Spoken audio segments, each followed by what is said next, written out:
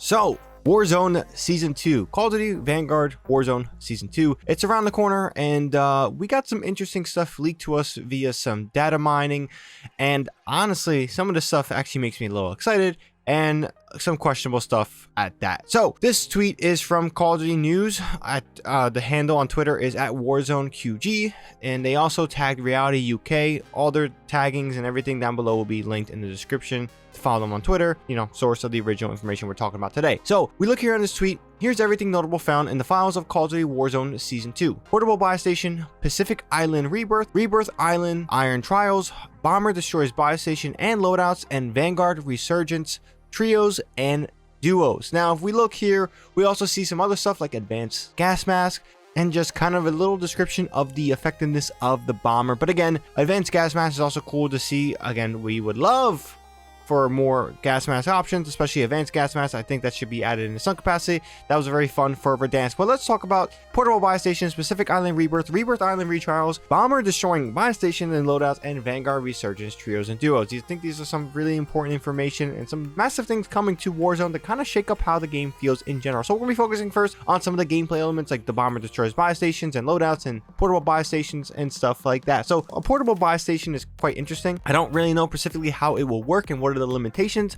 I would kind of hope there are limitations to the portable buy station. Maybe a portable buy station you can only buy back your teammates. I think that's a better option than actually allowing players to buy in kill streaks, buy all these different components that isn't a regular buy station. We do also want to maintain the effectiveness of buy stations in general and keep some form of repetitive game flow intact when it comes to a battle royale. Adding portable buy stations with a heck ton of portable stuff to get, like UAVs, airstrikes, loadouts from these portable buy stations, I think isn't an appropriate thing. Maybe armor, maybe a self-res, maybe even buying back your teammates, I think are appropriate, but anything else more than that I think is a little excessive and could hurt the flow of Warzone itself. Now, Bomber destroying buy station and loadouts, I think this is pretty cool. I think it's a good way to affect some of the flow of the game and really take, I guess you could say, control of the map for a team's sake. Now, whether or not this is balanced, whether or not this is easy to do, we have to wait and see. But I do think Bombers destroying buy station and loadouts allows players to take control of elements of the map and give,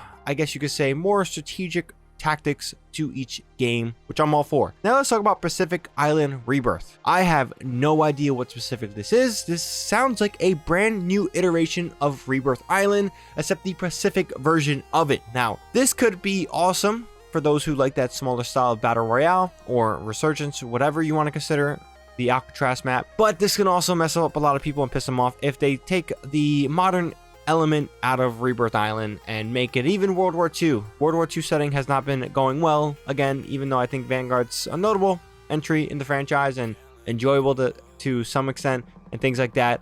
Pacific Island Rebirth, I think Rebirth Island as it is right now, the way it's skinned allows players to kind of go back in time and play in that Verdansk style setting of modern military slash like not World War II-ish. If they do a Pacific Island Rebirth, man, and they add more of the caldera stuff and trees and foliage, I think a lot of people are going to actually stop playing Warzone if they don't have that other option. We have to wait and see, but that's just my personal take. I don't really play Rebirth Island too much, so this doesn't affect me. But if they do over some of the changes that from Caldera to Rebirth Island, I do see a problem occurring in that sense. Rebirth Island Iron Trials, I think this is interesting. I've said this in a previous video annotation here on screen about ranked not really working on a larger scale battle royale mode for Call of Duty, and that's because of player count. But Rebirth Island Iron Trials actually sounds like something I want to check out.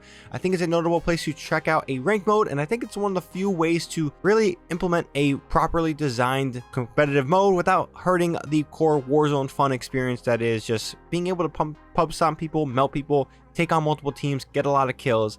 I think Iron Trials for Rebirth Island is a much better area to test out that competitive nature of Call of Duty, which I think desperately it needs. And in Vanguard Resurgence and Trios, I can kind of care less about this. I don't really like Resurgence mode. It kind of is a little bit too hectic for me. So there is that. But yes, that's all I gotta say on some of the stuff that has been found in the files for Call of Duty Warzone Season 2. Again, very interesting stuff.